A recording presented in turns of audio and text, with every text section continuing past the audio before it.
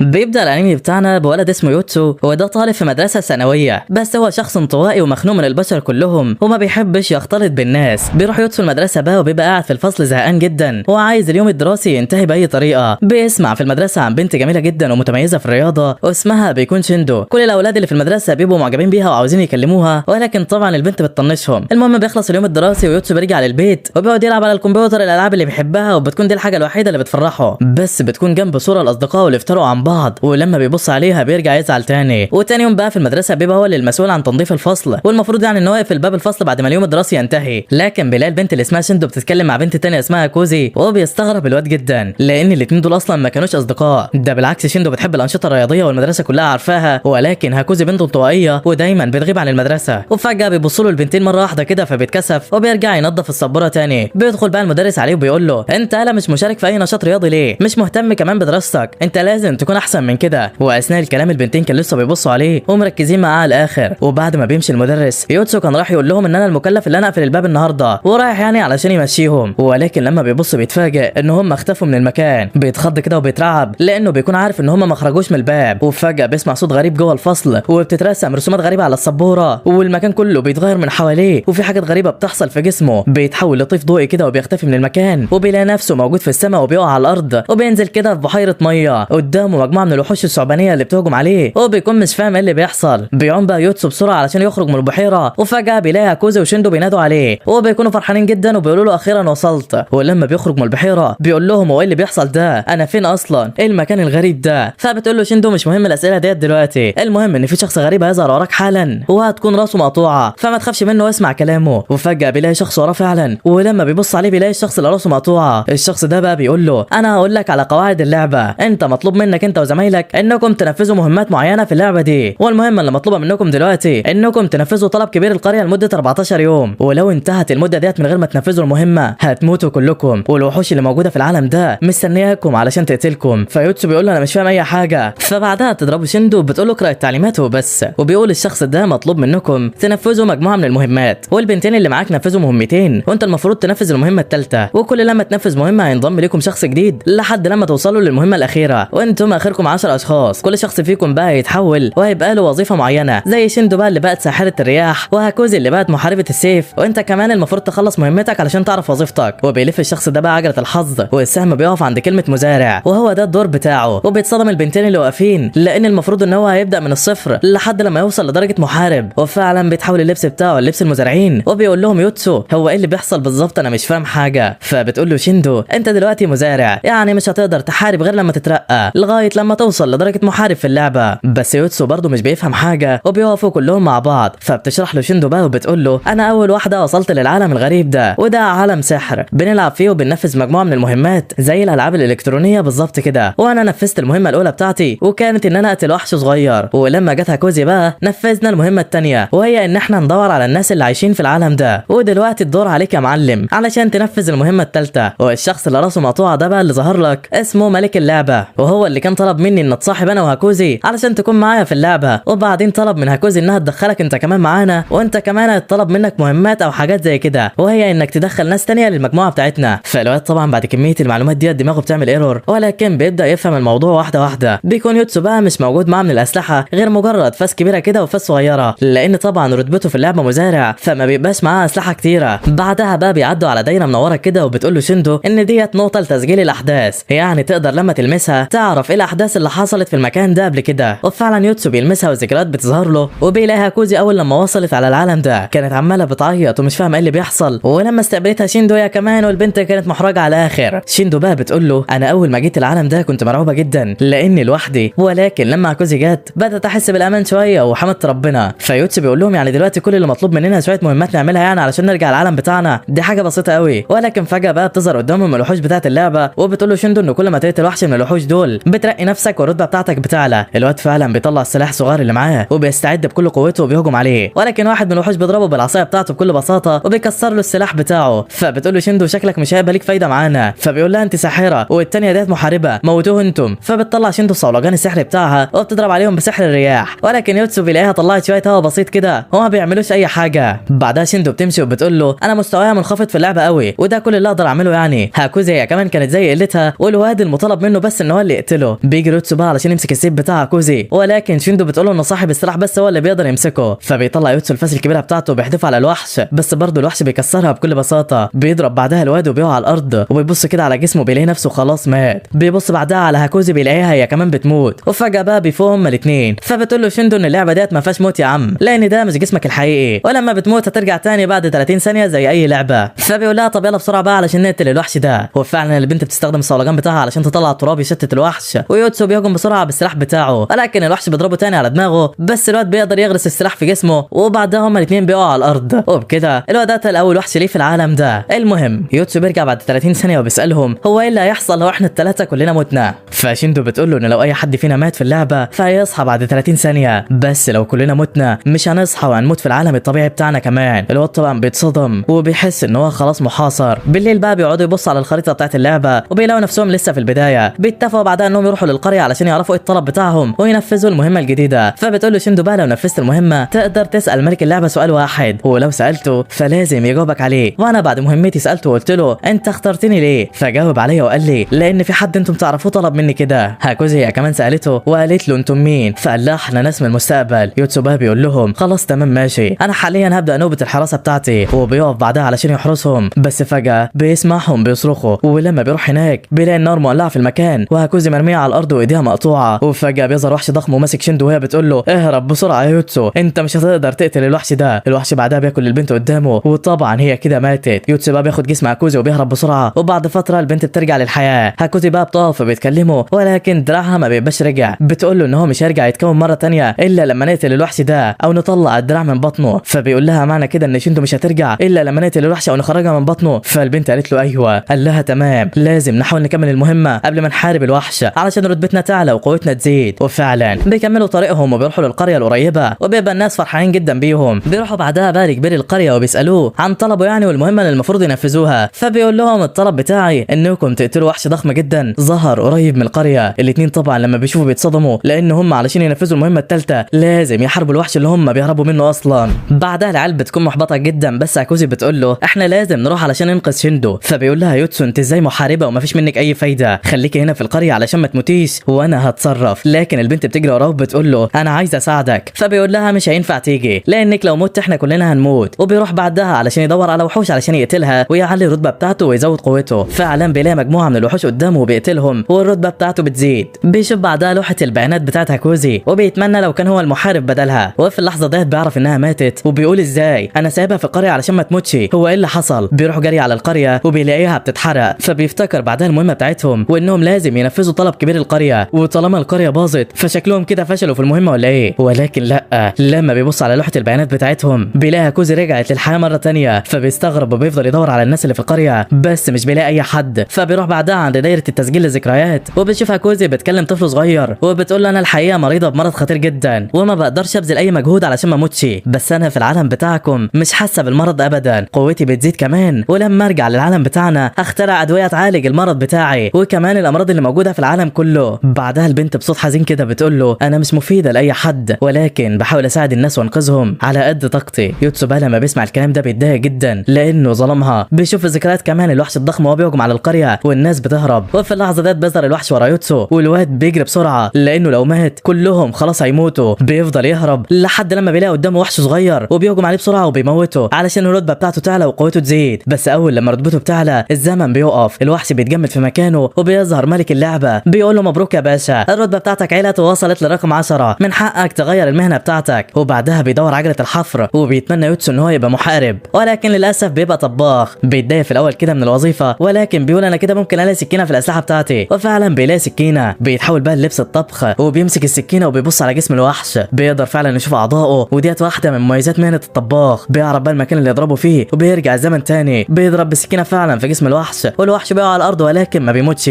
وفي اللحظه دي بقى شيندو وهاكوزي بيرجعوا للحياه تاني وبيخرجوا من بطنه. شيندو بقى بتقول له انا ما كنتش متوقع انك تنجح في المهمه ولكن هو ايه اللي انت لابسه ده. فبيقول لها اصل انا بقيت طباخ. والوحش هو كمان في الوقت ده ما كانش لسه مات وبيستعد علشان يهجم عليهم، ولكن واضح ان الوحش ابتدى يتعب بسبب الجرح اللي في بطنه. وفعلا الواد بيهجم على الوحش وبيدخل السكينه فيه ولكن جلده بيبقى صلب جدا وما بيعرفش يوصل له. بيحاول الوحش يضرب يوتسو وبيضرب البنتين وبيموتهم ولكن بيرجعوا للحياه تاني. بيقول يوتسو بقى لشيندو استخدمي سحر الرياح بتاعك، وبعدها بيهجم على الوحش بكل غباء. بيدخل فعلا السكينه جوه الجرح وبيحاول يضربه بالسكينه هناك، ولكن الوحش بيطلعه وبيرميه بعيد، وشندو بتطلع على ظهره في الوقت ده وبتستخدم الصولجان بتاعها وبتطلع الرياح وبتفجر دماغه. بعدها الوحش بيقع وكده تمت المهمه اخيرا وبنجاح. بيظهر بعدين ملك اللعبه بقى ورا يوتسو وبيقول له انت دلوقتي تقدر تسالني السؤال بتاعك. الواد طبعا بيتصدم، ولكن كان محضر له السؤال اصلا. بيقول له هو احنا بعد ما نخلص المهمه بتاعتنا ايه اللي هيحصل؟ سيد اللعبه بقى بيوري له فيديو للمدينه بتاعتهم مستقبلا واللي اتدمرت وانتشر فيها الوحوش. بيشوفوا بعدها وحش ضخم جدا وخطير، وفجاه الكل بيرجع للعالم الطبيعي بتاعهم. هاكوزي بقى لما بترجع بتكون مصدومه وبتقول لهم هو احنا المفروض نحارب الوحش ده ولا ايه؟ فبتقول لها شيندو مش عارفه، بس ما علينا احنا يلا بينا نعيش حياتنا الطبيعيه دلوقتي ونستعد علشان نرجع للعبه تاني. فيوتسو بقى بيسالهم كده وبيقول لهم هو ايه اللي هيحصل لو فضلنا في العالم بتاعنا؟ شيندو بتقول له هنموت كلنا، وبيبصوا على الساعه كده بيلاقوا ان الوقت ثابت وهم اصلا رجعوا في نفس الوقت اللي اتنقلوا فيه. بيعرفوا بقى ان الزمن جوه اللعبه مختلف عن الزمن بتاعهم وهم يعتبروا ثابتين في المكان. وبعدها بقى شيندو بتطلب من يوتسو يوصل هاكوزي على البيت علشان هي تعبانه يعني ومش هينفع تمشي لوحدها. ولما بيمشي بيبص بقى للمدينه وبيقول لنفسه انا بكره الناس دي، بس واضح ان المهمه الاساسيه بتاعتي ان انا انقذ المدينه دي من الدمار والشكل اللي جاي نار. بالليل بقى الواد بيفضل يتدرب وبيدرس شوارع المدينه، وفجاه بيتصل ملك اللعبه عليه بيقول له اسمع التعليمات اللي انا هقولها لك علشان دي المهمه الجديده بتاعتك. انت دلوقتي مطالب بانك تضم بنت جديده للمجموعه بتاعتكم، والبنت ديت موجوده في مدرسه البنات. فعلا يوتسو بيروح لهناك وهو بيكلم ملك اللعبه، بيلاقي مجموعه من البنات بيتنمروا على بنت وبينقذها منهم بالعافيه. بيمشوا هما الاثنين مع بعض وبيسال بعدها البنت وبيقول لها انت اسمك ايه وليه البنات دول كانوا بيتنمروا عليكي؟ فبتقول له انا اسمي يوكا والبنات دول كانوا بيتنمروا عليا لاني بعمل فيديوهات على اليوتيوب وهم يعني متغاظين مني وعاوزين يعملوا زيي. وبعد فتره بقى يوتسو بيلاقي نفسه اتنقل للعالم السحري ودخل جوه اللعبه، والمره دي بتكون معاهم يوكا واللي هي نفس البنت اللي انقذها يعني. بتبقى مستغربه المكان زيه وبيظهر لها ملك اللعبه برضه بيقول لها على التعليمات. بيدور عجله الحظ والمهنه بتاعتها بتظهر وبتكون ساحره نار. بيقول لهم بقى ملك اللعبه المره دي لو متوا هتصحوا تاني بعد 40 ثانيه مش 30 زي كل مره، والمهمه بتاعتكم انكم توصلوا البضايع لمدينه اسمها مدينه راديو قدامكم 40 يوم ويلا سلام. فعلا العيال بتستعد علشان ينفذوا المهمه الرابعه بتاعتهم، ولكن فجاه بيظهر قدامهم حشره عملاقه بتطلع من جسمها حشرات تانية على شكل دوده وبترمي عليهم حشرات على شكل كور. بتيجي واحده في يوتسو وبيموت وبتستعد موكا علشان تستخدم سحر النار، ولكن طبعا سلاحها ضعيف جدا لان رتبتها لسه قليله وبتخبط فيها حشره تانية وبتموت هي كمان. شيندو وهاكوزي بس اللي بيكونوا مستخبيين، وبعد ال 40 ثانيه العيال بتفوق تاني. الواد يوتسو بقى بيطلع السكينه وبيقدر يضرب الكور اللي جايه عليه، وبيكون البنات مستغربين جدا هو ازاي قوته زادت بالسرعه دي. بعدها بقى الحشره العملاقه بتهجم عليه والواد بينط على الحشره وبيطلع على ظهرها، بيطلع السكينه بتاعته وبيقطع رجلها وبيطلب من هاكوزي تستخدم السلاح بتاعها. بيمسك ايديها فعلا بالسلاح وبينزل على الحشره العملاقه وبيقتلها فعلا، وفعلا بعدها الرتبه بتاعتهم بتزيد. بالليل بقى وهم نايمين بتقوم شيندو بتشوف يوتسو وهو بيتدرب وبيقعدوا مع بعض. شيندو بتمسك ايده كده وبتقول له انا مش قويه زي ما انتم فاكرين، انا ضعيفه جدا ومحتاجاك تساعدني ننهي اللعبه ديت ونرجع للعالم بتاعنا. الواد لما بيشوفها في الحاله ديت بيتاثر جدا وبيوعدها ان هو هيساعدها ومش هيسيبها ابدا. بعدها بقى وتاني يوم العيال بتروح للقريه اللي دمرها الوحوش، ولكن ما بيلاقوش الناس فيها. بيبقوا بقى مش عارفين هيعملوا ايه علشان يوصلوا لمدينه راديو دي وايه البضايع اللي هم المفروض يوصلوها للمدينه ديت اصلا. بيظهر بعدها شخص كده راكب على حصان وبيبقى الحصان ده شكله غريب. بيسالوه بعدها عن موقع مدينه راديو، فبيقول لهم مكانها بعيد جدا وفي اخر المملكه، انتم محتاجين 35 يوم بس علشان توصلوا هناك. العيال طبعا لما بتسمعوا بيتصدموا وبيقول لهم الراجل انتم لازم تستخدموا خيول كمان لانكم لو مشيتم على رجليكم فمش هتوصلوا اصلا غير بعد سنه. فشيندو بعدها بتطلب منه يديلهم الحصان بتاعه، ولكن بيقول لها انا ما اقدرش لاني محتاجه بستخدمه، ولكن لو عاوزين احصنه ففي مسابقه قتاليه بتتعمل دلوقتي في المدينه اللي جنبنا واللي هيفوز فيها هيكسب 3 احصنه. فبيفرحوا جدا وبيقرروا يشتركوا في المسابقه دي. وفي طريقهم بقى بيشوفوا مجموعه من قطاع الطرق، والقطاع دول بقى بيقولوا دول شكلهم مجموعه من الابطال، احنا لو خطفناهم هناخد فديه كبيره. وبيهجم عليهم واحد من البلطجيه ولكن يوتسو بيتفادى هجمته، وفجاه بيظهر صوره لملك اللعبه وبيقول له رتبتك قلت علشان ممنوع تهاجم البشر. فالواد بيتصدم وما بيكونش عارف يعمل ايه، وبيقرروا يجروا ويهربوا بسرعه علشان القطاع دول ما يقبضوش عليه. ولكن القطاع دول بيقدروا يقبضوا على شيندو ويوكا بتاخد اكوزي وبيروحوا علشان ينقذوها. اما يوتسو بقى فبيسيبهم وبيروح يشترك في المسابقه القتاليه، بس للاسف يوكا واكوزي بيتقبض عليهم هم كمان، وتحس ان العيال دي جايه عليه بخساره يا صديقي. يوتسو بقى في الوقت ده بيحارب الوحوش الصغيره وبيقدر يقتلهم وبيزود رتبته وبيظهر له ملك اللعبه. بيحرك بعدها عجله الحظ وبيترقى وبيبقى ساحر، بيعرف بقى ان هو بقى معاه سحر العلاج وكمان بقى بيقدر يقنع اي حد باي حاجه بسهوله.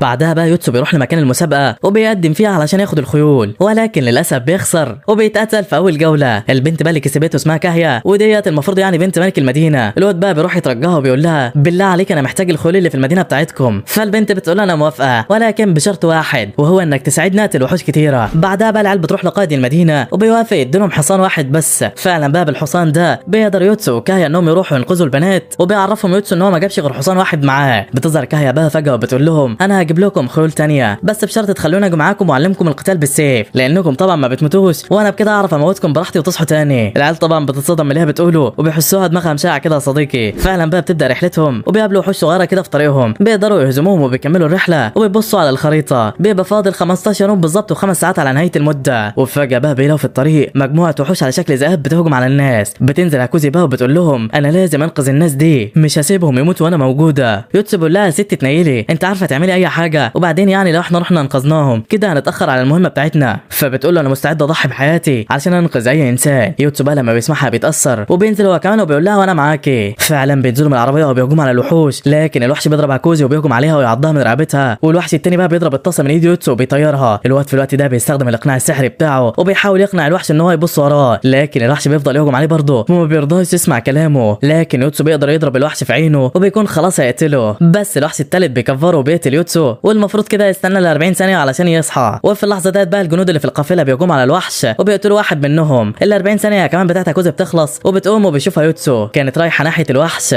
والوحش هو كمان شافها وبيهجم عليها. البنت بقى بتفضل ثابته في مكانها وبتفضل تقلب في الاسلحه بسرعه رهيبه، بتقول انا لامتى هفضل ضعيفه كده، انا لامتى هفضل الكل يلحقني، انا مش هكون ضعيفه تاني. الوحش هو كمان بقى بيهجم عليها بسرعه جدا، واول لما الوحش بيقرب منها بتطلع السيف بتاعها وبوم بيدخل في الوحش وبيقتله. بعدها ال 40 ثانيه بتاعت يوتسو بتخلص والوحش اللي فاضل بيهجم عليه علشان يقتله، ولكن الواد بيجري بسرعه ناحيه عربيه اصدقائه، واول لما بيقرب منها بتظهر كاهيا وراه وبتطير رقبته، وبكده اخيرا الكل اتلحق. بعدين بقى يوتسو بيبدا يعالج في المصابين اللي في القافله، وقائد القافله بيظهر وبيشكره على اللي عمله، بيساله بيقول له انتم رايحين فين؟ فبيرد قائد الجنود وبيقول لهم رايحين على مدينه راديو علشان نودي الاثنين رجاله دول واللي معاهم الطفل علشان يتعدموا هناك لانهم خالفوا اوامر الملك وما سمعوش الكلام. هنا بقى العيال بتفكر وبيقولوا لنفسهم ان ممكن البضائع اللي ملك اللعبه عايزنا نوصلها هي الناس دول، ولا ده فخ معمول لنا علشان ملك اللعبه يشوفنا ولا ايه؟ هنا اتحطوا ما بين خيارين، يا ينقذوا الناس من الموت او ينفذوا المهمه. في اللحظه ديت بقى كاهيا بتقول لهم الملك بتاعكم ده ظالم جدا، عايز يقتل ناس بريئه لمجرد مخالفتهم للاوامر، وكمان مش عاوز يقتلهم في مدينتهم، لا ده عاوز يقتلهم في مدينه تانية علشان شكله بيفكر يحتل كل المدن، عايز يعمل لنفسه سمعه ويخوف بقتل الناس ديت كل المدن اللي عايز يحتلها. انا عمري ما اسمح بحاجه زي كده. بس قائد القافله بقى بيقول لها انا عارفك يا كاهيا، انت قائده الفرسان في مدينه صغيره، مدينتك ملهاش اي لازمه، ولو عرضتينا الملك هيدمر المدينه بتاعتكم كلها. بعدها الاثنين بيستعدوا علشان يهجموا على بعض، ولكن شندو بتمنعهم في اللحظه الاخيره. يوتسو بقى بعدها بيجمع البنات وبيقول لهم احتمال البضائع اللي هنوصلها لمدينه راديو تكون الناس دي. قال لهم يعني وانا من رايي نروح معاهم لمدينه راديو نوصل الناس دي هناك، ولو المهمه اتنفذت فخلاص هننقذ الناس دي، اما لو لا فهننقذ الناس ديت برضه بعدها ندور على المهمه. في اللحظه ده بقى مساعد القائد بيقول انا شايف انهم ما كانش لازم يجوا معاهم. القائد بيقول له ما تقلقش احنا لازم نوصل المساجين دول لمدينه راديو، وبالنسبه للابطال فانا محضر لهم مفاجاه رهيبه. بيبداوا فعلا يتحركوا، لما القافله بتقف علشان يرتاحوا يوتسو بيطلب من قائد القافله ان هو يكلم الكاهن، ولما بيكلم الكاهن فعلا بيساله انتم مين وايه اللي رماكم هنا؟ الكاهن بقى بيرد عليه وبيقول له احنا مجموعه من الناس اعتنقنا دين جديد، الملك بقى اتضايق جدا من ده وقتل ناس كتيره مننا جدا، عذبهم وحرق بيوتهم وقرر ان هو يعدمنا في مدينه راديو احنا والطفل ده علشان بس نكون عبره لكل الناس، وانا مش عاوز حاجه من الدنيا غير بس ان الطفل الصغير ده ينجو من حكم الاعدام. يوتسو بقى لما بيسمعهم بيتاثر جدا وبيفهم كل حاجه بتحصل. بعدها بقى لما بيتجمعوا يوتسو بيسال قائد القافله وقال له انتوا ليه عاوزين تقتلوا الناس دول؟ فقال له الملك بتاعنا طيب جدا، عاوز يجمع كل المدن تحت حكمه علشان ينشر الخير والسلام والعدل، وعلشان كده انا بسمع كلامه. وقتها يوتسو بيقول في نفسه كل واحد منهم عنده منطق مقنع ومؤمنين بافكارهم، شايفين ان اللي بيعملوه هو الخير الصح، ولكن احنا مش عارفين الدنيا هتودينا على فين. وفجاه في نص الكلام يوكا بتقول لقائد القافله انت فاكرنا هنصدق الكلام العبيط اللي بتقوله ده؟ اي ملك بيحاول يحتل المدن بيبقى بيحاول بس يحسن صورته قدام الناس ويظهر يعني ان هو بينشر العدل والخير، لكن في الحقيقه الملك بتاعكم ده ملك ظالم ممكن يقتل ناس ابرياء علشان بس يوصل لهدفه. وابسط مثال اللي عمله ده قائد الطائفه لما بيسمعها بيتعصب وبيقول لها انا ما اسمحلكيش تقولي كده، انا ما اسمحلكيش تتكلمي على الملك بتاعنا بالطريقه الواقحه دي. يوتسو وشندو بقى بيحاولوا يهدوا الموضوع وفعلا بيمنعوا الكلام في الموضوع ده نهائي. بعد كده كاهيا بقى بتدربهم على استخدام السيف وبتشرح لشندو ازاي تستخدم السلاح علشان تدافع عن نفسها. في الوقت ده بقى كوزي بتقول يوتسو احنا فاضل لنا 13 يوم و12 ساعه لسه ما عرفناش ايه البضايع اللي هننقلها ولا حتى وصلنا لمدينه راديو دي. بيكملوا طريقهم بقى لحد لما بيوصلوا عند جبل كبير وبيقول لهم قائد الجنود احنا لازم نعدي من وسط الجبل ده، ولكن انا اعرف طريق مختصر لو دخلنا فيها نوصل بسرعه جدا. فعلا بيتحركوا في الممرات اللي في وسط الجبال، وواحد من مساعدين كاهيا بيساعد يوتسو علشان يزقوا العربيه بتاعتهم. بيقول المساعد انا مبسوط جدا علشان انا معاكم في الرحله دي، انا ليا الشرف ان انا اكون جنبك يا بطل. يوتسو بقى لما بيسمعه بيرد عليه وبيقول له انت انسان طيب جدا على فكره. بيكملوا طريقهم لحد لما بيوصلوا لتحت في الجبل وبيدخلوا جواه. بيقول لهم بقى قائد الجنود موجود. الكهف ده فيه آلات معدنيه لازم نستخدمها علشان تفتح لنا الطريق. والمكان ده بقى بيبقى عباره عن قاعه ضخمه جدا، وفعلا بعد ما بيستخدموا الآلات بتندفع الميه والترس بيبدا يتحرك وبيظهر طريق حجري قدامهم. لكن فجاه باب الكهف بيتقفل عليهم. بيظهر قائد القافله كده من مكان وبيقول لهم دي نهايه الرحله بالنسبه لكم، واحنا عمرنا ما هنسافر مع ناس بتهين الملك بتاعنا. حاولوا تنقذوا نفسكم وتخرجوا من هنا، مع ان الشك انكم تقدروا تعملوا كده. يلا سلام. طبعا العيال بيتصدموا كلهم لان وقت المهمه قرب ينتهي. لو ما نفذوهاش في الوقت ده هيموتوا كلهم. يوتسو اكتر واحد فيهم كان مصدوم ومش عارف هيعمل ايه. وفعلا لما بيوصل الطريق الحجري بتقف عليه كهيا كده وبتقول لهم يلا نبدا نتحرك، يلا نحاول نطلع من هنا. فعلا بيبداوا يتحركوا. بتقابلهم شواكيش عملاقه في ممر مستحيل اي حد يعرف يعديه، ولكن يوتسو بيفهم اللعبه وبيطلع لمكان عالي كده وبيلاقي مجموعه من الاحجار اللي مرسوم عليها رموز. بيختار حجر منهم وبيبدا يحركهم في اتجاه مختلف. وفعلا الشواكيش بتبدا حركتها تقل لحد لما بتقف تماما. بيتحركوا بعدها بالعربيه ببطء علشان ما يتزحلقوش ويقعوا من على الممر ده. يوكا طبعا كانت مرعوبه. وفعلا بيوصلوا عند ممر تاني. بيقول يوتسو بقى واضح ان الممر ده سهل جدا والمفروض نمشي فيه وخلاص. لكن لما بيبدا يمشي بتظهر حيطه بتضربه والواد بيقع على الارض من مكان عالي وبيموت. بيصحى بعد ال 40 ثانيه وبيقول انا المفروض كنت اخد بالي واعرف ان الموضوع اكيد مش سهل كده. هاكوزي بقى بتقول لهم انا عندي فكره علشان نعدي من هنا. بتجيب ورقه وقلم وبتبدا تحسب الوقت اللي ما بين كل حيطه. فعلا بيعرفوا الوقت الحقيقي وبتبدا شيندو تمشي في الممر. بتنجح انها تعدي وبيوصل البنات كلهم وبيقولوا ليوتسو احنا هنتحرك ونحاول نكمل المهمه بسرعه، اما انت فحاول تخرج من هنا باسرع وقت. فعلا الواد بيحاول ان هو يطلع ولكن بيفشل. البنات بيوصلوا بقى عند باب كبير ولما بيفتحوه بيلاقوا قدامهم وحوش صغيره وبيشوفوا كمان قدامهم تمثال ضخم لازق على الحيطه، ولكن بيتفاجئوا بان التمثال ده نزل على الارض وبيبصوا لهم كده وبيساعد علشان يقتلهم. في الاثناء ديت بقى يوتسو كان بيحاول لسه يطلع. بيقدر يطلع اخيرا ولكن بيكون متعصب جدا. بيقول انا هقتل اللي حبسنا هنا. بيكمل طريقه وبيحاول يمشي في المكان وبيبقى مش شايف اي حاجه من الضلمه اللي حواليه لحد لما بيلاقي دايره ذكريات كده وفعلا بيلمسها. اول لما بيلمسها بيشوف البنات وهم واقفين بيعيطوا. المساعد بتاع كاهيا ميت قدامهم ويوتسو بيلاقي جثه الراجل ده. بيفتكر الذكريات اللي كانت بينهم وبيبقى زعلان على الاخر. بيقول انا اكيد هنتقم من اللي حصل ده، مش هسيب تضحيتك تروح بالساهل يا صاحبي. بيكمل طريقه جوه الكهف فعلا والبنات بتكون الوحوش بتهجم عليهم. بيبداوا يحاربوها ولكن عددها بيبقى كبير وبيقرب منهم الوحش الالي الضخم ده. بتجري عليه كاهيا هي وشيندو وبيوصلوا عند الدايره اللي في وسط الممر. بيشوفوا عليه مفتاح متعلق كده وبتقول كاهيا لازم ناخد المفتاح علشان نفتح الباب ونعدي الناحيه الثانيه. بتهجم على الوحش فعلا وبتبدا تحاربه وشيندو بتضرب الخفافيش وبتوقعها على الارض. ولكن فجاه الوحش الالي بيغرس مخالبه في جسم البنت وبتقع بعدها من الممر في الميه وبتغرق. وشيندو ما كانتش مصدقه هي كاهيا ماتت ولا ايه. الوحش بقى بيبص لها كده وبترجع وهي مرعوبه لانها عارفه عمرها ما هتقدر عليه. ولكن وهي بترجع بتتكعبل في الخفاش اللي على الارض ده وبتموته. والوحش هو كمان بيهجم عليها علشان يقتلها. بس فجاه الزمن بيوقف. الوحش الالي اتجمد في مكانه. شيندو هي كمان بتفتكر كلام يوتسو وهو بيقول لها لما توصلي لرتبه رقم 10 الزمن هيقف ويطلع لك ملك اللعبه علشان تغيري المهنه بتاعتك. فعلا شيندو بتكون وصلت لرقم 10 بعد ما قتلت الخفاش ده بالصدفه. ملك اللعبه بقى بيظهر لها وبيلف عجله الحظ. والبنت برضه بتفتكر في كلام يوتسو لما قال لها لو الزمن وقف استغل الثواني ديت انك تهجم على الوحش اللي قدامك قبل ما يتحرك حتى. وفعلا بتروح ناحيه الوحش وبتهجم عليه وبيرجع الزمن مره ثانيه. ولكن شيندو بتتحول بتبقى محاربه ومعاها سيف وبتضرب الوحش بالسيف بتاعها. ولكن ضلوعه بتبقى قويه جدا ما بتقدرش توصل لقلبه. الوحش بقى بيستخدم المخالب بتاعته وبيضربها بس بتقدر تنقذ نفسها وبتطلع بسرعه. تجيب السيف بتاعها وبتطلع الدرع وبتبص بعدها على جسم الوحش بتلاقيه مجروح وبتفتكر كلام كاهيا. بتفتكر معلمتها ازاي تستخدم السيف وبتقول لها انها لازم تضرب في اماكن محدده علشان تعرف تقتل الوحش. فعلا بتحدد مكان القلب في الوحش وبتهجم عليه بسرعه جدا. بتحاول انها تغرس السيف في قلبه ولكن الوحش بيستخدم المخلب بتاعه وبيقطع لها ايديها. ولكن هي بتهرب منه وبتطلع على ظهره وبتمسك ايديها المقطوعه اللي فيها السيف وبوم بتغرسه في قلبه. الوحش اخيرا مات. يوتسو بقى بيكون يجري علشان يلحق يوصل عند البنات وبيوصل فعلا في اللحظه دي. الوحش الالي بقى بيقع على الارض وشيندو بقى بتقول له انت اتاخرت قوي كده ليه؟ ده انا قدرت اهزم الوحش بنفسي يا عم. بتقول له كمان ان كاهيا خلاص اتقتلت. والواد على طول بيجري بسرعه وبينط في الميه. بيبص على كاهيا اللي مرميه على الارض وعماله تنزف وفعلا بيقدر ينقذها. ولما البنت بتفوق بتقوم وهي مش مصدقه انها لسه عايشه. بيقول لها المساعد بتاعها يوتسو هو اللي انقذك من الميه وقدر يعالجك كمان ولكن بذل مجهود كبير واغمى عليه من التعب. البنت بقى بتبص عليه كده وبتقول له شكرا انك انقذتني وفي عينيها نظره اعجاب وحب واضح جدا. في اللحظه ديت بقى بيوصلوا البنات وبيشوفوها وهي بتبص له باعجاب فبتتكسف منهم جدا. بالليل بقى كوزي بتقول له يوكا فاضل لنا 7 ايام و10 ساعات ومش عارفين يوتسو هيفوق امتى. وفجاه الواد بيفوق وبيقول انا فهمت كل حاجه. ايوه البنات بتستغرب وبتقول له انت فهمت ايه؟ بيقول لهم انا فهمت ايه البضائع اللي احنا المفروض نوصلها. ملك اللعبه لما طلب مننا مهمات قبل كده ما حددش حاجه معينه وكمان في المهمه بتاعتنا اي بضائع ممكن ناخدها وخلاص ونوديها لمدينه راديو وساعتها ساعتها هننفذ المهمه بتاعتنا، ومعنى كده ان الناس اللي محكوم عليهم بالاعدام لازم ننقذهم، بس علشان نقدر ننفذ المهمه باسرع وقت لازم ننقسم لمجموعتين. انا ويوكا هنروح ننقذ الناس، وشيندو وهاكوزو يروحوا يدوروا على اي تاجر رايح للمدينه يكون معاه بضايع وتساعدوه في انكم توصلوها للمدينه، وبكده يبقى نفذنا المهمه بنجاح. طبعا كاهيا بتساله وبتقول له انا دوري هيبقى ايه، فبيقول لها انت اللي هتنفذي الانتقام الاخير، وانا عندي خطه علشان نقدر نهزم القائد ده وننقذ الناس. فعلا شيندو وهاكوزو بيتحركوا علشان يدوروا على تاجر معاه بضاعه، بيبقى معاهم كمان المساعد بتاع كاهيا. يوتسو بقى بيشرح لكاهيا ويوكا الخطه بتاعتهم، وبيقول لهم انا عايز قائد الجنود يبعت رساله للملك ان المهمه فشلت من غير ما يكون لكاهيا دخل في الموضوع علشان ما يهاجمش على المدينه بتاعتها. فعلا كاهيا بتفهم الخطه وبتقول له اتفقنا، وتاني يوم بيقدروا يلاقوا قائد الجنود فعلا وبيراقبوه من بعيد. وبالليل القائد بيبقى واقف يتكلم مع الجنود بتوعه كده بيحمسهم علشان يكملوا المهمه، ولكن بيتفاجئوا ان يوتسو داخل عليهم وبيسلم. القائد بيستغرب كده وبيقول له انت ازاي قدرت تهرب من الكهف، انا متاكد انك مت هناك. بيأمروا الجنود يقتلوه بسرعه، فبيقول لهم يوتسو نتكلم بالراحه لاني مش جاي علشان نتخانق، انا جاي بس علشان اتفاوض معاكم، وانتم عارفين كويس انكم مش هتستفيدوا حاجه لو حاربتوني، يعني لو قتلتوني مهما قتلتوني فانا هصحى كده كده بعد 40 ثانيه وفي الاخر هقدر اقتلكم برضه. فبيقول له القائد يعني انت جاي هنا ليه دلوقتي؟ يوتسو بيقول له ان كاهيا والمساعدين بتوعها ماتوا في الكهف، واثنين كمان من الابطال اللي معايا وقعوا في حفره مش عارفين يطلعوا منها، وما فاضلش غيري انا والبنت الفقر دي. بعدها بينادي على يوكا وبتظهر من وراهم وبيقول لهم انا هديكم فرصه لحد شروق الشمس، لو انتم ما سلمتوش لينا الثلاث اشخاص اللي معاكم انا هستعمل سحر الابطال بتاعي وهقتلكم كلكم. بعدها بيمشي هو ويوكا وبيسيبهم. بعد ما بيمشي بقى القائد بيتصدم وبيقف يتكلم مع جنوده علشان يعرفوا هيتصرفوا ازاي في الوضع ده. بيقول لهم احنا لازم نقتل الولد ده بسرعه علشان نقدر نخلص المهمه بتاعتنا. واحد من الجنود بيقول له ازاي يا ريس، ده واحد من الابطال ومهما قتلنا فيه مش هيموت. فالقائد بيقول له يبقى ما فيش غير حل واحد، لازم نقبض عليه ونحبسه معانا لحد لما تنتهي المهمه ويفشلوا. وفجاه بقى بيسمعوا صوت يوكا وهي بتدخل عليهم وبتقول لهم ازيكم. طبعا الرجاله بتترعب ويقولوا انت مين اللي جابك هنا، فبتقول لهم وطوا صوتكم شويه لان انا جيت من غير ما يوتسو يعرف، انا جاي علشان اعرض عليكم صفقه هتخلصكم من كل الموضوع ده. القائد طبعا لما بيسمعها بيتصدم وبيقول لها انت عايزه ايه؟ بتقول لهم انا مستعد اخدكم دلوقتي واعرفكم المكان اللي يوتسو فيه علشان تقبضوا عليه وهو نايم. فبيقولوا لها وانت ليه تعملي كده اصلا، انت شكلك عاوزه توقعينا في فخ.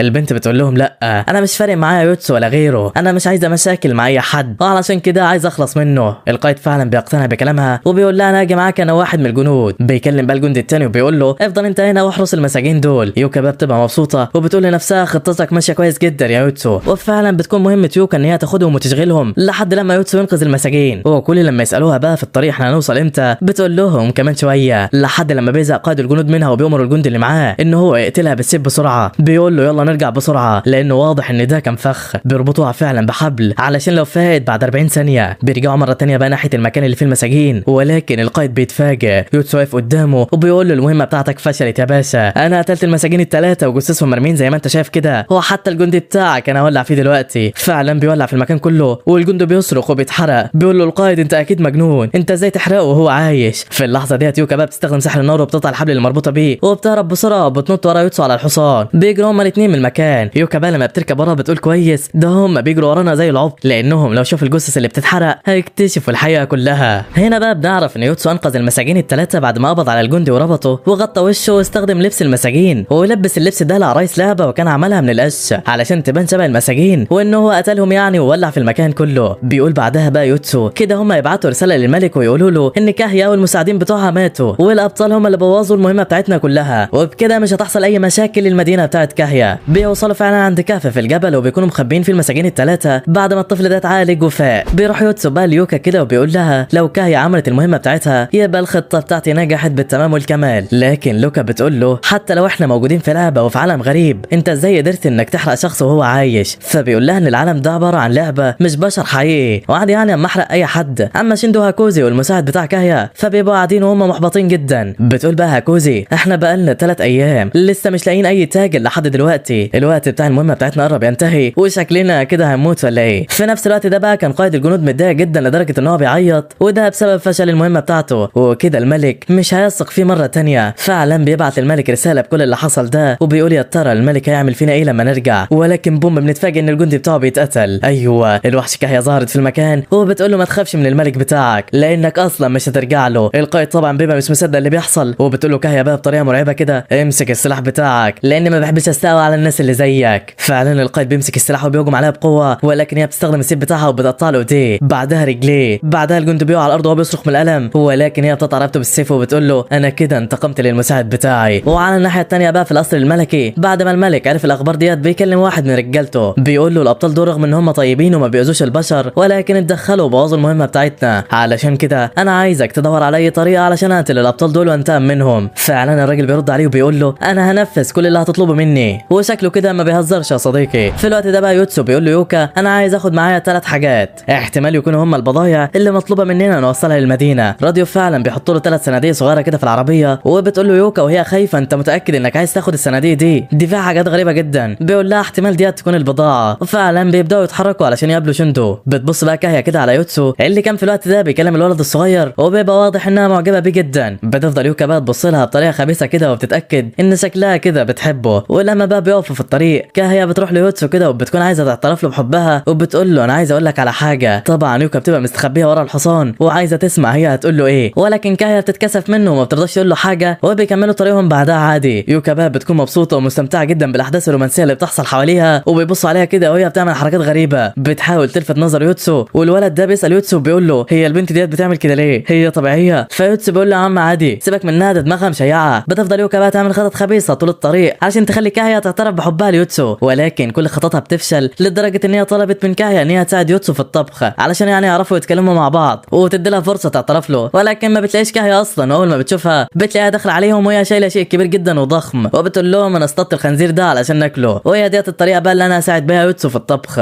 طبعا يوكا بتتصدم وبتقول لنفسها البنت ديت غريبه قوي فعلا. فبتفكر يوكا في خطه جديده تساعدها بيها وبتطلب من يوتسو ان هو يتدرب مع كاهيا على استخدام السيف يعني وكده. وبتقول لنفسها هي بتحب التدريب واكيد يعني لما يتدربوا مع بعض هتتشجع وتتنحنح وتقول له حاجه. ولكن بتتفاجئ ان كاهيا خلصت على يوتسو وبتقول لها يلا الدور عليك يا شاطره. بتفضل تجري وراها ويوكا بتهرب منها، وحرفيا مشهد من اكتر المشاهد اللي ضحكتني الصراحه. في الناحيه الثانيه شيندو بقى وهاكوزي بيلاقوا تاجر رايح لمدينه راديو ومعاه بضايع علشان يوصلها للمدينه. فعلا بيركبوا معاه علشان يوصلوا لمدينه راديو، وفي الوقت ده بيتحرك التاجر اللي معاه البضاعه ومعاه البنات كمان علشان يوصلوا للمدينه. ولما بيوصلوا لمدينه راديو بيودوا المساجين للكنيسه علشان يبقى مكان امن ومحدش يقدر يتعرض لهم، ولكن ما بيبقوش هم البضايع اللي المفروض يوصلوها والمهمه لسه ما اتنفذتش. الحاجه الثانيه بقى اللي قال عليها يوتسو هي السيوف والحاجات بتاعه الجنود، ولكن برضه ما بتطلعش هي البضاعه المطلوبه. وكده بقى ما فاضلش غير الحاجه الثالثه والاخيره واللي هي الحاجات اللي موجوده في الصناديق دي، وبتكون عباره عن رؤوس القائد والجنود اللي قتلوهم وقطعوهم يعني وحطوها في الصناديق دي. والغريبه دي بتطلع فعلا البضايع المطلوبه وبيقدروا ان هم ينفذوا المهمه. في الوقت ده بقى شيندو وهاكوزي كانوا ماشيين كده مع التاجر اللي رايح لمدينه راديو، ولكن بيتفاجئوا ان المهمه اتنفذت وبيتقابلوا كلهم في المدينه. بيستعدوا بقى علشان ينفذوا المهمه اللي بعدها، وبتبقى المهمه الجديده بتاعتهم ان هم ينتشروا في المدينه كلها ويحاولوا يكبروا الخريطه بتاعتهم اللي هي الخريطه بتاعت اللعبه يعني اللي معاهم، ويوصلوا لاماكن كتيره جدا ما شافوهاش لحد دلوقتي. فعلا الاربعه بينفصلوا عن بعض علشان يغطوا مساحات اكبر، ولكن قبل ما يوتسو يتحرك بيقف في مكان كده وبيبص على البحر والشمس. بيتفاجئ بقى بان كاهيا جايه ناحيته وبتبقى قررت ان هي تصارح يوتسو بحبها. فعلا بتقف جنبه وبتستعد علشان تقول له انا بحبك، بس بتلاقيه بيستعد علشان يمشي والبنت بترجع عن كلامها. بتساله بتقول له انت خلاص هتمشي؟ فبيقول لها لازم امشي علشان انفذ المهمه الجديده. كاهيا في الوقت ده بترجع بقى عن قرارها وبتمد لها ايده وبيسلم عليها وبيقول لها بعدها انا فرحان جدا جدا ان انا شفتك، اتمنى اشوفك مره تانية. وبعدين بيمشي. البنت طبعا بتقرر انها تكتب المشاعر جواها وما بترضاش تقول له حاجه، وبتفضل واقفه كده تبص عليه من بعيد وشكلها كانت واقعه جامد الصراحه. في الاثناء ديت بقى يوتسو والبنات بيبداوا ينتشروا علشان ينفذوا المهمه بتاعتهم، ولكن التلج بيبدا ينزل وعاصفه ثلجيه بتغطي المكان كله. يوتسو بيغير اللبس بتاعه علشان يتدفى وبيبدا يتحرك في وسط العاصفه الجليديه، ولكن الموضوع بيبقى صعب جدا. البرد جديد جدا وهم مش متعودين عليه وشكلهم خلاص هيموتوا. هاكوزي بقى بتتعب في نص الطريق وبتقع على الارض وبتبقى على وشك انها تموت من البرد. بتقول انا مش عايزه اموت وبتبقى قاعده تعيط. يوكا بقى كانت بردانه جدا ومش قادره تتحرك، وشندو هي كمان بتحاول تمشي ولكن بتتعب وبتنهار، ما بتبقاش قادره تتحرك هي كمان. تلجوا كمان في الاثناء ديت بيبدا يغطيهم كلهم وبيبقوا على وشك الموت. اما يوتسو بقى فبيفضل ماشي وسط التلج وهو بيقول مده المهمه فاضل عليها 6 ساعات وتنتهي، لازم نوصل للمكان المطلوب علشان ننفذ المهمه دي. ولكن بنتفاجئ بوحش عملاق قدامه وبيضربه ضربه قويه جدا وبيرميه على الارض. الوحش بيحاول يضربه مره تانية ولكن يوتسو بيهرب بسرعه جدا وبيعدي ما بين رجليه، بيجري بعدها وبيبعد عنه وبيقفوا هما الاثنين قدام بعض. فجاه بقى الوحش بيهجم عليه مره تانية ولكن يوتسو بيطلع الطاسه اللي في ايده وبيطير وبيصد الضربه. بيجري بعدها على الوحش علشان يهجم عليه وفعلا بيطلع السكينه وبيقدر ان هو يقتله. ولكن بعد ما الوحش بيموت بتطلع وحوش صغيره جدا وهي زعلانه ان امهم ماتت. يوتسو كمان كان زعلان جدا علشان هو يتم الصغيرين دول. بيقول لنفسه انا اضطريت اعمل كده علشان اعيش، بس في الاول والاخر كده كده يعني هي ديت لعبه وده ذكاء اصطناعي مش اكتر. بيشوف بعدها بقى المسافه اللي قدامه على الخريطه الخريطه وبيعرف انه لسه فاضل 5 ساعات قدامه والمده تنتهي. بس فجاه بقى وهو ماشي الارض اللي تحته بتنهار وبيقع من مكان عالي جدا وبيموت. هاكوزو وشيندو هما كمان ماتوا من شده البرد وشكلهم خلاص هيموتوا. فعلا في الاثناء ديت كانت يوكا مستخبيه وبتحاول تدفي نفسها وبتفتكر كل ذكرياتها في المدرسه مع اصحابها، بتفتكر كل الحاجات اللي كانت بتتفرج عليها وهي صغيره وكانت بتتخيل نفسها واحده من الساحرات بتوع الانمي. بتقول لنفسها بعدها هو انا ليه موجوده هنا؟ ده انا ممكن اموت في اي لحظه، انا لازم اكمل طريقي. وعلشان طبعا يوكا كانت لسه عايشه، يوتسو بيفوق بعد 40 ثانيه وبيبقى مستغرب جدا ان هو لسه عايش. بيعرف ان اكيد في واحده من البنات لسه ما ماتتش وبيلاقي نفسه في مكان غريب جدا، والمكان ده علشان كان تحت الارض ما كانش برد قوي وحراره جسمه فضلت ثابته وقدر يصحى تاني. بيشوف بعدها قدامه ممرات مرسوم عليها رموز وبيتمشى في الممرات دي، بيلاقي قدامه عظام لكائنات غريبه وبيوصل لقاعه كبيره وفي نصها دايره فوسفوريه مضيئه. اما شيندو فبتفوق هي كمان بعد ما ال 40 ثانيه بيعدوا، ولكن هاكوزو بتفضل ميته لان التلج كان مغطيها وجسمها خلاص اتجمد. في الوقت ده بقى شيندو بتشوف قريه قدامها والبيوت فيها منوره وبتفرح جدا وبتقول لنفسها انا اكيد هلاقي في القريه ديت اي حاجه تساعدني. فعلا بتروح ناحيه القريه ولكن بيبان ان الارض تحتها عباره عن بحيره متجمده، التلج بتاعها ضعيف جدا وبيتكسر من تحتها. البنت بتجري علشان تروح ناحيه القريه ولكن بتتفاجئ لما سطح البحيره المتجمد بيتكسر وبتقع جوه التلج وبتموت. طبعا مش بتقدر تفوق مره ثانيه بعد 40 ثانيه عشان جسمها هي كمان اتجمد. وكده ما فاضلش غير يوتسو ويوكا وهما الاثنين بيحاولوا علشان يوصلوا لاخر الخريطه، ولكن يوتسو كل لما يدخل في مدخل يلاقي الطرق كلها قدامه مسدوده. بيدخل جوه نفق ضيق جدا ولما بيخرج منه بيلاقي نفسه في مكان برضه مسدود تاني. وفجاه الارض بتتهز وبتخرج دودة عملاقه جدا من تحت الارض، بتبدا تحفر الارض مره ثانيه وبتدخل فيها. يوتسو الغلبان بيمشي وراها وهو بيقول في نفسه اكيد الدودة ديت هتعرف تخرجني من المكان ده لو انا فضلت ماشي وراها انا يعني. ولكن بوم بسبب حظه النحس بيتفاجئ ان دودة تانية ضخمه ظهرت وراه، بتفتح بقها وبتاكله وبعدها الواد كده خلاص مات. ما تفضلش بس غير يوكا اللي عايشه، ولو ماتت هي كمان فحرفيا عليهم السلامه. بتحاول بقى البنت انها تشجع نفسها وما تستسلمش، ولكن ازاي ما عادش فاضل غير انا اللي عايشه؟ ده انا اضعف واحده فيهم واقل رتبه. فعلا البنت بتكمل في المهمه بتاعتها وبتمشي ولكن بتتصدم جدا وبتنهار على الارض وبتقول لنفسها وهي مبتسمه بيأس خلاص اخيرا لقيت العذر علشان استسلم وشكلي هموت. بتكون محبطه جدا وبتقول انا طول عمري فاشله وعمري ما اقدر اكمل المهمه بنفسي. فعلا بتبقى على وشك الموت ولكن فجاه بتتخيل قدامها ان واحده من الساحرات الصغيره بطلات الانمي بتقول لها انت طول عمرك بطله من الابطال، ازاي هتستسلمي للموت وما تكمليش المهمه بتاعتك؟ احنا الابطال ما تعودناش على الاستسلام، انت دايما كنت بتتفرجي على الانمي بتاعنا وبتشوفينا واحنا بنحارب الشر بكل انواعه، وانت كمان المفروض ما تستسلميش وتبقي زينا. يوكا لما بتسمع الكلام بتعيط وبتمسك الصولجان بتاعها وبتتحمس وبتقول بصوت عالي انا لازم اكمل المهمه، انا مش فاشله. فعلا بتكمل في طريقها ولكن بتبدا تتعب من شده البرد وبتتخيل قدامها شخصيات الانمي اللي هي بتحبها علشان تشجعها، بس بتقف وهي مرهقه وبتشوف قدامها قطه ضخمه جدا. في بنت راكبه على القطه دي وبتقول لها البنت انت واحده من الابطال صح؟ تعالي معايا لو عاوزه تكملي المهمه بتاعتك. يوكا بقى لما بتشوفها بتكون مفكره انها بتتخيل، بس بعدها بتكتشف انها حقيقيه. بتركب على القطه فعلا والبنت تاخدها معاها، بيجروا بسرعه بقى علشان يوصلوا للمكان المطلوب، ولكن يوكا بتحس باليأس، بتقول مستحيل ان احنا نوصل في الوقت المحدد. بتفقد الامل وبتقول في بالها المهمه عمرها ما تتنفذ، اكيد كلنا هنموت. بتبدا تعيط وبتقول في نفسها خلاص اللي حصل حصل، ولكن البنت بتقول لها ما تقلقيش هنوصل في الوقت المحدد. بوم بتطلع من ايديها سلاح وبتقول تعويذه سحريه وبتظهر طاقه سحريه قويه. بتبدا القطه تطير بسرعه رهيبه ويوكا بتستغرب جدا لما بتشوفها، بتسالها وبتقول لها انت واحده من الابطال ولا ايه؟ فبتقول لها البنت لا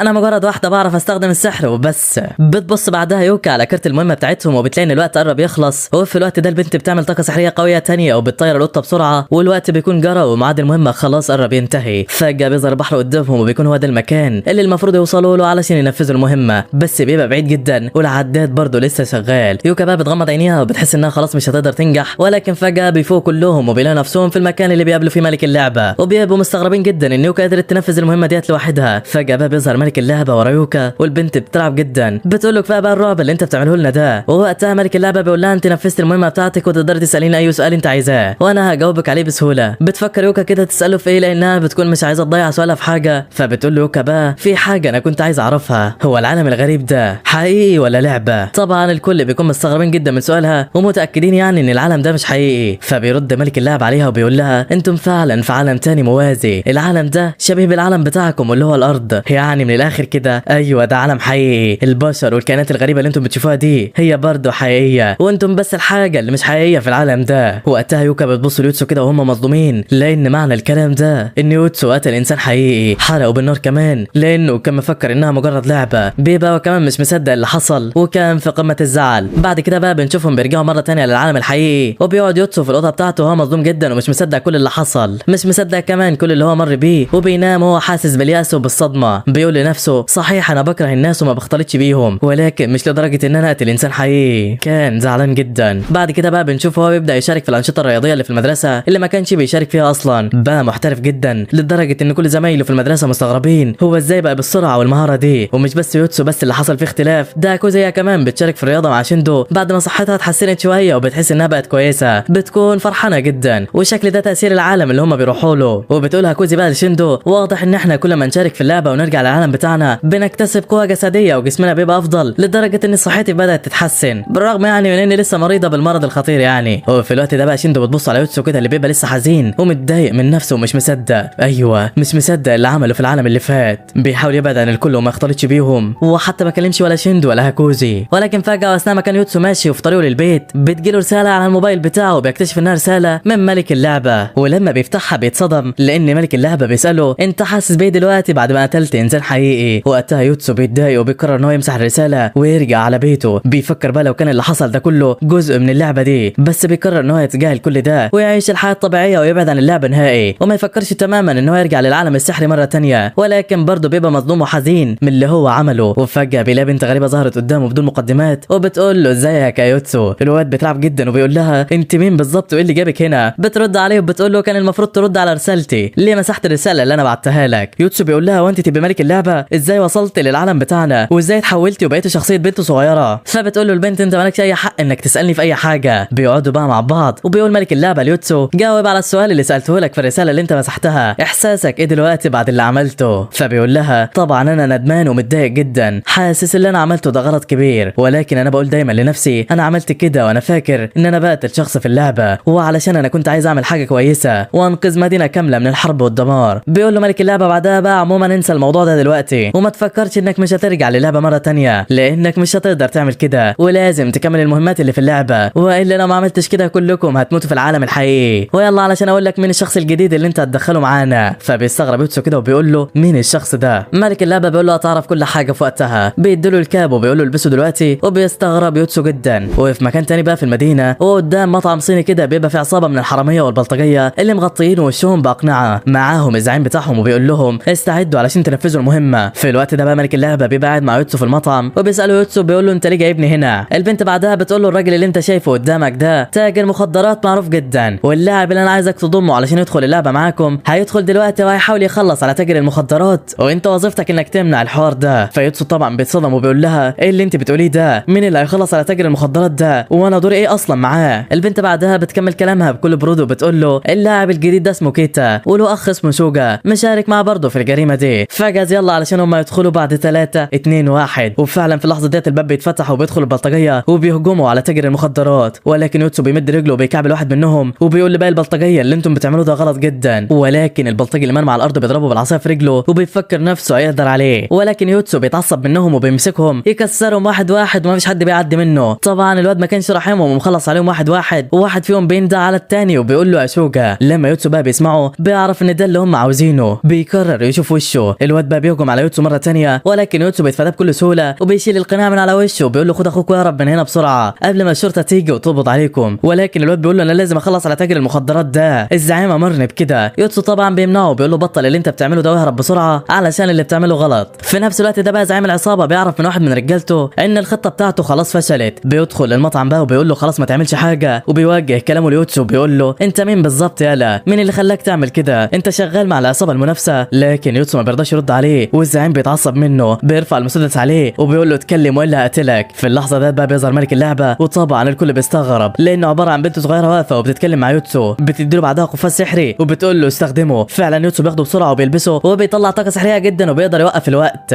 بعدها بيستغل الموقف وبيقدر يضربه وبيرميه على الارض ينزف من كتر الضرب. طبعا كيتا بيبقى مستغرب جدا ومش فاهم اللي بيحصل قدامه لانهم موجودين في العالم الحقيقي وعمره ما شاف سحر بالشكل ده. في الوقت ده بقى بتوصل الشرطه وساعتها يوتسو بيقول لكيتا خد اخوك واهرب بسرعه. فالواد بيساله بيقول له انت مين بالظبط؟ يوتسو ما بيرضاش يرد عليه وبيمشي، وزعيم العصابه في الوقت ده بيفوق وبيمسك المسدس، بيبقى عايز يضرب النار على يوتسو من ظهره، ولكن كيتا بيضرب المسدس من ايده وبيقول له عيب عليك تضرب اللي انقذني من ظهره. زعيم العصابه بيتعصب منه وبيقول له انت بتتحداني؟ انت عارف ايه اللي هيحصل لك لو ما سمعتش كلامي؟ ده انت حتى عايش لحد دلوقتي بسببي. كيتا بعدها بيتعصب منه وبيرفع رجله وبيديها على وشه، بيقول له انت ما عرفتش تضرب عيل صغير، هتيجي وتتشطر عليا انا؟ يلا مع السلامه يالا. ده، وفعلا بيجري بسرعه وبيهرب هو واخوه من الشرطه وما حدش كان فاهم حاجه. بعد كل الاحداث ديت بقى بيكون يوتسو واقف يتكلم مع ملك اللعبه وبيقول له انا كده نفذت المهمه، يلا بقى سيبنا نروح. فبيقول له ملك اللعبه صحيح بقى انا كنت عايز اسالك على حاجه، انت دلوقتي انقذت انسان تاني من الموت، اللي خلاك بقى تعرض حياتك للخطر وتعمل حاجه زي دي؟ فبيرد عليه يوتسو بيقول له انا عملت ده علشان مصلحتي انا، لان انا كمان عايز لاعبين جدد ينضموا للعبه وننفذ المهمات بتاعتنا مع بعض، لان بصراحه بديت استمتع جدا باللعبه دي. وبتظهر كده نظره مجنونه في عينه وشكله اتحمس على الاخر. بيكمل كلامه بقى وبيقول انا عندي فضول اعرف نهايه اللعبه دي، ده غير بقى ان انا حاسس دلوقتي ان اقدر اسيطر على المدينه اللي انا عايش فيها، ده انا ممكن كمان في المستقبل اسيطر على العالم كله، وعلشان كده احنا لازم نرجع للعبه، لازم نكملها، لان عايز اعرف ايه اللي هيحصل قدام. وبنعرف احنا كمان في الوقت ده ان كيتا كان متورط مع زعيم العصابه ده، لان الزعيم هدده وطلب منه ان هو يقتل تاجر المخدرات، وده لان ام كيتا وشوجا كانت مديونه بفلوس كتيره للزعيم، وكان العيال مضطرين ان هم يسمعوا الكلام والا هيقتلوا امهم. بس طبعا يوتسو قدروا ان هو يلحقهم قبل ما يرتكبوا الجريمه دي وانقذهم من اللي هم فيه. وفي الوقت ده البنات بيبقوا قاعدين مع بعض في مطعم وبيضحكوا على الاخر. بتسمع يوكا ان كان في عربيه شرطه بتقبض على حد في مكان قريب منهم وبيتوقعوا انها ممكن تكون جريمه. بتقول يوكا بصوت واطي كده اكيد دي مهمه عليك يا يوتسو. بيكون بقى يوتسو لسه واقف مع ملك اللعبه وبيحكوا له عن اللي حصل وعلى الناس اللي انقذها. بتكون بقى كوزي كمان في المدرسه وبتسمع صوت عربيات الشرطه وبتقول في بالها يا ترى المهمه الجايه امتى. في الاثناء ديت بقى كان يوتسو لسه واقف مع ملك اللعبه والبنت بتساله بتقول له انت مفكر نفسك مين؟ يوتسو بقى بيرد عليها وبيقول لها انا مجرد ولد عادي. بيرفع ايده وبيشوف القوه السحريه اللي في ايده وبيقول لها مجرد ولد موهوم باوهام العظمه، وعرف اخيرا ان هو غلطان واعترف بده. بس بالرغم من كل ده هو شايف ان اللي عمله صح، العالم حواليه هو اللي كله غلط. انا عارف ان كل اللي انا حاسس بيه ده علشان جنون العظمه مش اكتر، بس ايه المانع يعني؟ المانع لما يكون ده حقيقه. بيقف وبيخرج طاقه سحريه كمان من ايده وبيقول انا بقاتل بالعداله اللي انا مؤمن بيها، عشت عمري كله بعمل كده، هكمل حياتي برضو على كده، ومش هرتاح غير لما اشوف نهايتك انت كمان يا ملك اللعبه. وبس لحد هنا بنكون وصلنا لنهايه الملخص ده. الانمي ده لسه ليه اجزاء تانية بحماسه اكتر، فما تنساش الاشتراك واللايك بتاعنا علشان يوصلك اول ما انزله. وعاوزك تقول لي كمان ايه رايك في السكريبت ده، لان بصراحه ده شخص اول مره يكتب لي حاجه، فهستناك تقول لي عاوزه يكمل ولا لا. ويلا يا عم، سلام سلام سلام.